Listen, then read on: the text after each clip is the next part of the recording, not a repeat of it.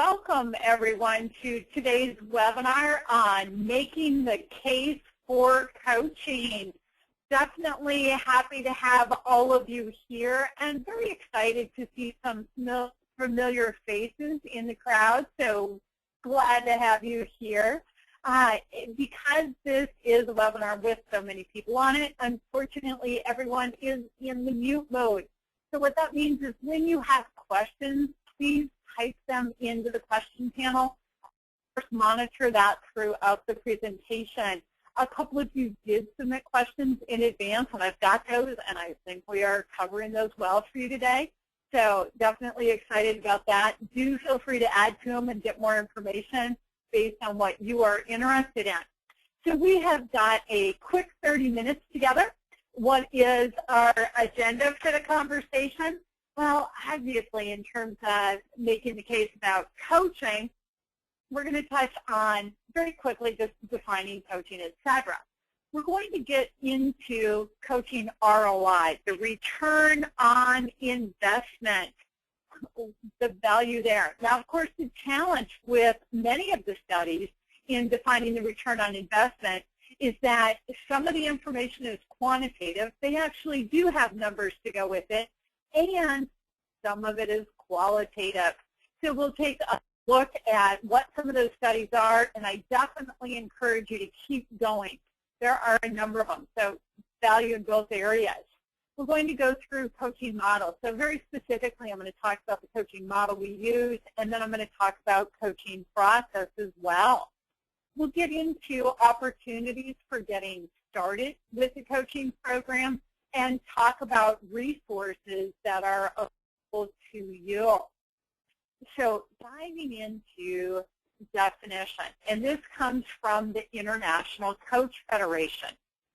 Executive, career, business, or life coaching is partnering with clients in a thought-provoking and creative process that inspires them to maximize their personal and professional potential.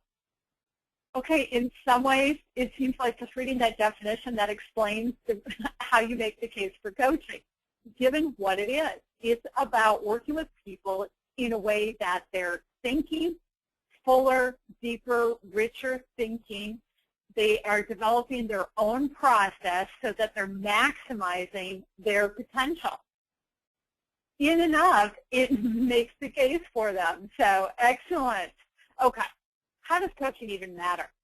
And this goes back to actually the reason for even making the case for coaching.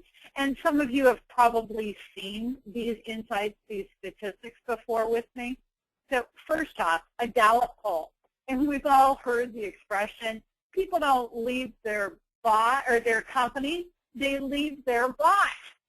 And that's absolutely true. Gallup backs it up with the study they did. The #1 reason people quit their job is their boss or supervisor. Then business news, and this came out, this is fascinating. 2011 was a down economy, and it was saying 84% of people wanted to quit their job during a down economy. I have heard more recently that 70% of people are actively looking for a different job. If that's the case, how engaged are they in the workplace? Are they really giving their maximum potential? Is productivity where you want it? So think about what happens. If we've got that many people that are disengaged from their work, what's going on? Well, business units who have high employee engagement actually double their odds in terms of delivering high performance. Well, that makes sense. Now look at the numbers for it. Companies in the top 10% on employee engagement beat out their competition by 72% in their earnings per share. Okay, employee engagement is making that much of a difference to the bottom line. Does it matter? You bet it does. So, coaching, is it going to have an impact? Let's talk about that because it addresses employee engagement. It's going to make a difference on impact.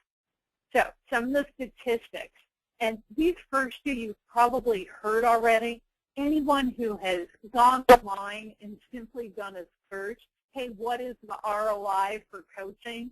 You're going to find these two statistics. These studies are out there and cited frequently. Of course, there are many more. So Manchester cited a return on investment of 570%. Metrics Global cites 529%. Okay, that's phenomenal. If a company is deciding, is coaching worth our investment, to me the answer is, how can you afford not to invest in? Because these are the numbers. Now, they do go beyond that, and they talk about some of the other measures. It is, of course, challenging because you have some quantifiable reasons that coaching has value and provides benefit. And some of the quantifiable will go into some of the soft skills, the relationships, the interactions, that type of thing. So this is based on what they can track. Now, I've got more for you. This one, and I love this study. So very specifically, it was done by Triad Performance Technologies. They evaluated coaching that was provided to regional and district sales managers in a big telecom organization. And they cite 1,000% return on investment, 10 to 1. For every dollar they spent providing sales coaching, they got 10 back. That's phenomenal. It's huge in sales coaching. Very specifically, they went on to say, here are the business outcomes as a direct result of the coaching. And they literally cited the coaching for it. Top performing staff, people who were planning on leaving, actually ended up staying. They created a positive work environment. They improved the customer satisfaction, and their revenues were increased. Of course, we knew that based on that 10 to 1 return on investment. Absolutely, those numbers went up. That's another great study that you can find and use when making the case. Another that I really like came from personnel management, public personnel management. They said when you do a training program, you're going to increase productivity by 22.4%. When you combine training with coaching, you're going to get an 88% improvement. That's, again, a great statistic. So this is one study that says, is it worth having coaching in our organization? Yeah, we spend money on training and development all the time. When we start adding coaching, we're going to multiply what our outcome is in terms of results.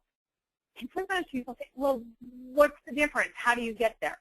When you do training, you're providing information. When you provide coaching, you're asking people how they personally plan to use that information, specifically, intentionally, how they're implementing what they learned. And that's where you get that change. Now, here's another one for you. Right Management said 86% of companies are using coaching to sharpen the skills of individuals targeted as future leaders. This is going to go back to that employee retention issue. It's also going to speak to having bosses that people want to work for, because so much of our disengagement and our turnover is tied to that relationship with the boss. Now, because of the impact coaching has, it is the second fastest growing profession. So number one, everyone wants to know, yes, it's information technology. And number two is coaching. And I like this one, Denison University. Talk about an understatement. It is the tool of choice in terms of organizational development for both leaders and emerging leaders. Fortune magazine went on to say that it is attracting America's top CEOs because it works. And they cite, now of course I think this one is cited, there are so many different studies on this, or it may be one specifically, where they're talking about the 6 times ROI. So for every dollar, $6 back when they spend money on coaching. These are exciting numbers. They're exciting for a company who's thinking about having a coach or having a coaching program, And they're exciting for those of us who provide coaching services that it really is making that kind of a difference. Now, here's another one for you. Amoco, now part of BP, evaluated coaching over a 10-year period of time. And here's what they found. The people that received coaching consistently demonstrated improved performance. They had increased ratings of potential for advancement and 50% higher salary increases. What's that telling you? It's telling you the company saw the benefit, the difference in that individual, and so they were getting paid more. And the participants said, hey, this is because of the coaching I received. Exciting. Very, very exciting. Now, coaching model. How exactly does it work? So we use the staircase to success coaching model. And here's the way it works. Imagine that we're going to build a staircase. We want the client achieving what they define as success. Well, before you put stairs up, you've got to have the foundation. What is the foundation of that staircase? In coaching, it starts with training. Just like any profession out there, you've got to have good training for your coaches. You want to develop the competencies. The International Coach Federation defines 11 competencies, and it takes both training and practice to really develop those competencies. You want the code of ethics in place. That absolutely makes sense. We talk about that in the business world all the time. So that is the foundation. Now we can actually build the steps. So the first step is having an agreement in that coaching relationship.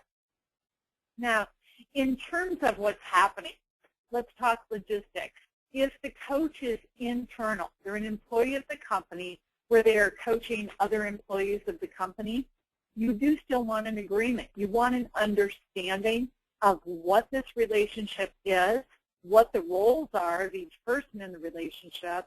You will also want to talk about confidentiality and about record keeping. So very, very important. And that agreement is going to be in keeping with the code of ethics. That's the first step in that relationship. The second step, it is up to the coach to understand their client, to understand who they are, how they think, process, function, what's going on for them. Because the coach is there partnering with that client as they're moving toward what they want. So it takes understanding who they are. And with that understanding, you've got the opportunity for developing rapport between the coach and the client. Now, the number one indicator of success in a coaching relationship is the rapport between the coach and the client. You build it because you have trust that starts with that agreement, that code of ethics. You build rapport because the coach understands the client and knows how to work with them based on who they are. Very, very essential. And because you have that rapport, you have a much higher level of communication, a much deeper level of communication. You've developed a rapport so the trust and intimacy is in place to really go in to where that client is at and where they want to go. And through that effective communication, there's exploration. What are the goals for the client? What are their strategies? How are they moving forward toward what they do want? And that exploration sets up defining the strategy. And with that strategy, the client is achieving their success, what it is they want. So that is the staircase to success coaching model. What is the process, the actual coaching process for actually getting there? Well, let's explore that. The first thing that happens in a coaching relationship is you make sure, hey, is this a good match between the coach and the client? Very often this is done through what we call an introductory coaching session, an initial 20 or 30 minutes where the coach and the client are experiencing each other. It's a chance for the coach to start to get to know their client, that understanding. It's a chance for the client to say, okay, how does this person operate? What do they like? Am I comfortable with them? So they get an experience of coaching, a small one, if you will, and you know if it's a good match between the coach and the client. Then you say, okay, yes, that's a good match. We're going to have this coaching relationship. And you have what you call your opening coaching session, your official first coaching session of the relationship. Now, ideally at this point, you're really exploring the big picture. Part of that is getting to know the client. Part of it is the client developing their own awareness of what they want. Now, sometimes people say, okay, if we're coaching on the job, is it only about the job? And there are pros and cons to that. When it's only about the job, obviously it's very focused. That's what we're talking about. Time specific, it's definitely related. When it explores all areas, and by the way, Harvard Business Review tells us that 76% of the time in a coaching relationship, personal issues get addressed as well. When it's all areas, here's what happens. Whatever is happening in someone's life at home, in relationships, with their health, with their financial concerns, etc., it comes to work with them. So when you have an opening session where they really explore, hey, what do I want in all of these areas and how is that interconnected, that awareness is created, it really sets them up. Okay, here's what I'm going to deal with on the personal side so that when I am at work, I'm totally at work. In your next coaching session, how is that client maintaining the focus? How are they staying engaged for the long term with what it is they want to achieve? And you're providing a tool for your client to make that happen. From there, you have an ongoing process in these coaching sessions. The client is prioritizing what it is they want. They're strategizing. They're considering barriers, moving past those barriers, resources they have for achieving their goals, what the different considerations are in terms of how they move forward. And from that, they're defining their action plan and implementing it. And as they are taking those action steps, they're working with your coach on, gee, how's the progress? Where are the successes? Recognizing those, flexing, acknowledging, etc. And the process continues throughout that coaching relationship. Then as you move toward the time where you're going to end the coaching relationship, and as a sidebar note for you, the International Coach Federation tells us the average length of time for a coaching relationship is 12 months. So as you're moving toward a time where you are going to end the relationship, how is the coach working with the client to set them up for the long term? What are they taking away from this coaching relationship? What have they learned? What do they want to have in place for themselves for the long term? And then they're closing that coaching relationship and that overview of what they've achieved and how they're moving forward at that point. So that gives you an illustration of the process itself. Earlier I mentioned the competencies from the International Coach Federation. So let's explore those. What are they? They're separated into 4 different categories. The first category of competencies is called setting the foundation. And there are 2 competencies in this category. The first one is the ethical guidelines. So the International Coach Federation publishes a code of ethics. All members are expected to subscribe to it, abide by it, and be accountable to it. In a good training program, you go through that code of ethics. So you're setting that in place. And then the coaching agreement. We mentioned that right at our first step. So we've got the ethics and the foundation. We've got that agreement setting up that coaching relationship. So that's the foundation for it. Then you have co-creating the relationship. This starts with developing trust and intimacy, having the understanding of the client, adjusting to them, and developing the rapport. We do that by building on the foundation of the agreement and the ethics and really understanding that person and working with them and being present to who they are, how they're thinking and processing in the moment, what's happening for them, right now. Then the third category of competencies is communicating effectively. It's three very important skills. So one is listening. Is the coach listening in a way that the client knows they're listening? The client knows they've been heard and understood. The coach is hearing what they said and what they didn't say. It includes powerful questioning. One of the most important parts of what we do as a coach is empower the client by the way we ask the questions we ask. And then direct communication. Are we using language that is positive, proactive, respectful, and focused on the client moving forward? The fourth area of competencies is called facilitating learning and results. And the first competency there is creating awareness. So by doing the exploration, considering the different possibilities, you're creating awareness.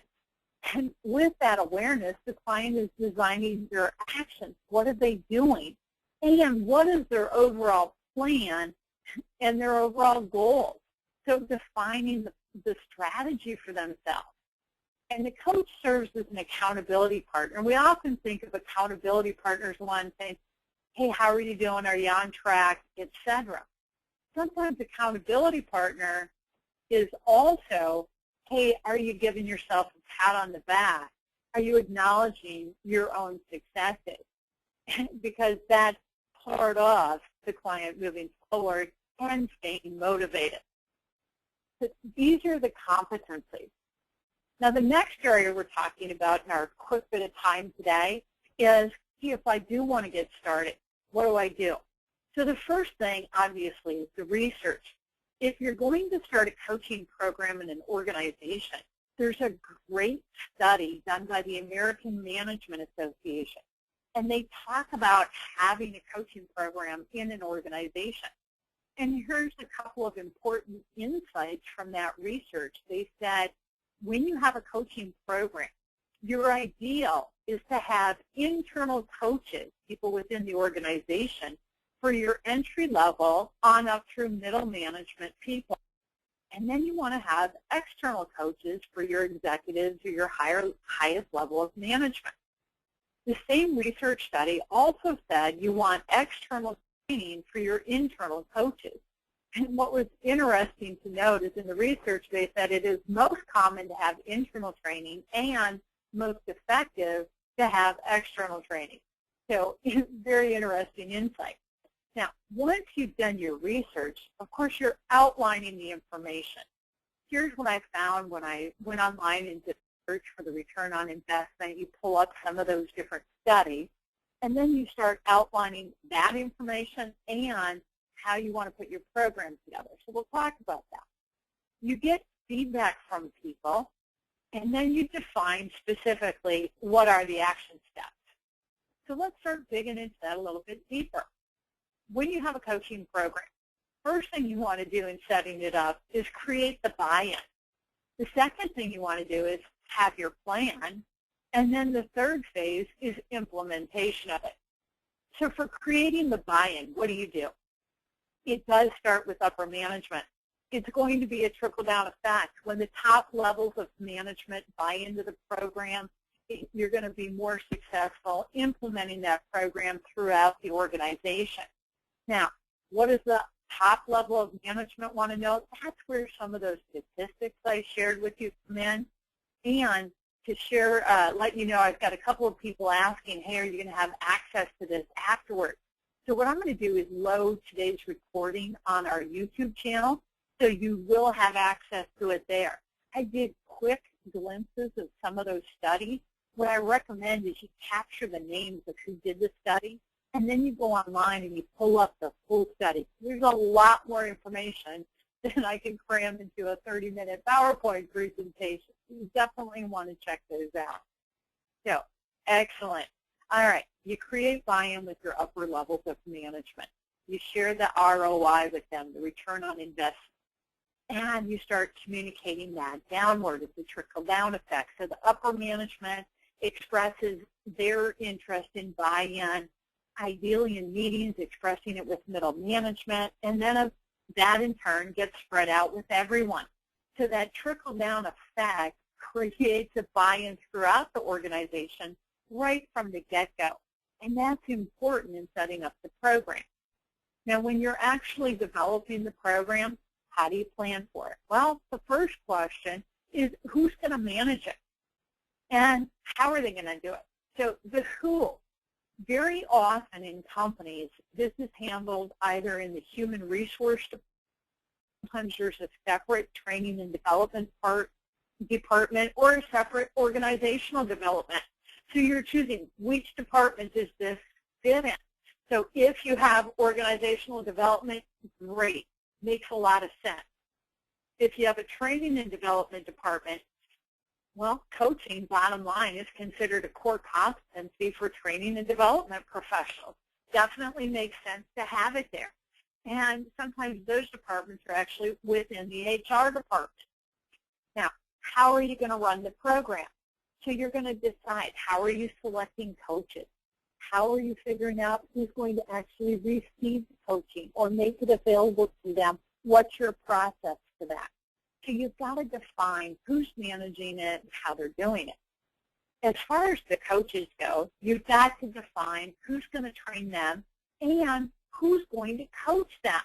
Yes, a coach for the coach.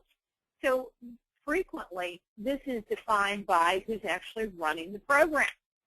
Then you've got your coachees. What's your process to qualify them, to say, yes, you get to be coached, and to match them with the coach? So that's part of your plan. Resources for doing this, you want to have the information, and you want to have information available to your coach and your coachee.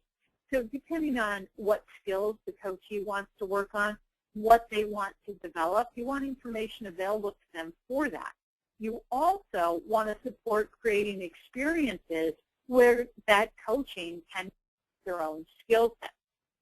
Now, on the implementation side of your program, you have the announcement stage. You're letting everybody know, hey, we're doing what it is and how it works. Then you're partnering the coach and the coachee. You're providing the support to both of them.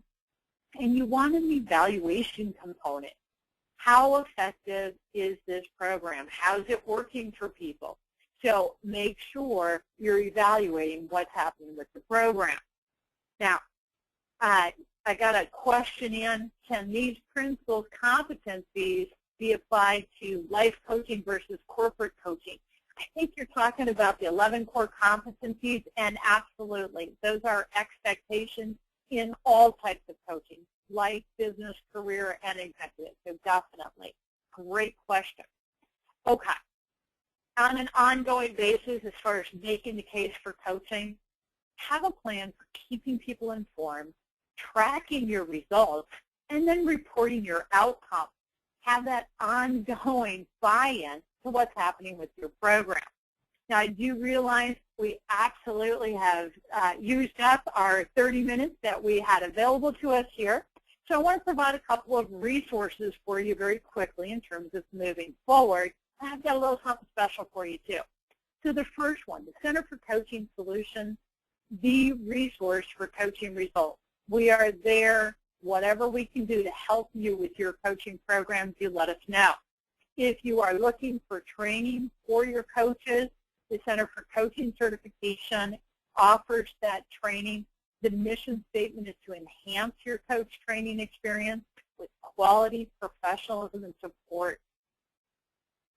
So the website, if you want to coach, you want coach matching, you want support for your coaching program, centerforcoachingsolutions.com. For coaching certification, centerforcoachingcertification.com. Now, I mentioned that I had a little something for you. I'd like to offer a free 30-minute consultation. The caveat, of course, you got to have one of those, right? You got to email or call within the next 24 hours. So here's how that works. You get a hold of me and say, yes, I'm interested in that free 30-minute session.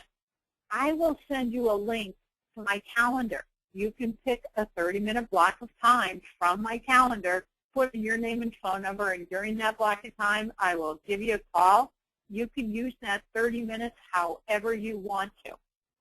So whether you are interested in hiring a coach, interested in program support, or interested in training coaches, take advantage of that opportunity. Here is my contact information. So you've got my email address, Kathy at Center for Coaching Solutions. I will say that is the fastest, quickest way to get a hold of me.